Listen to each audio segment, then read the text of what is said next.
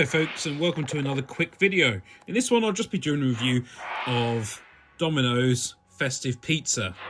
So this pizza's got sausage, bacon, chicken, cheese, onions of the red variety, and cranberry sauce over the top.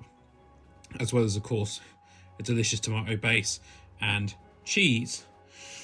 Looks really, really tasty. I'm going to have to get in there and give it a go and see how much it is. This is, of course, available right now at Domino's for the Christmas period, and after that it will go. So let's go ahead, see how good this is. Gotta say, really, really tasty. I've got nothing bad to say about that.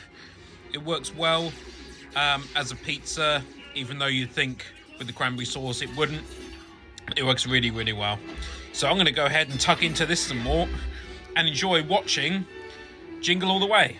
Some people say it's rubbish. I think it's a good fun Christmas film. So I'm going to watch that now. Merry Christmas one and all. Enjoy your Christmas food, enjoy your family, and enjoy Christmas movies. Pizza!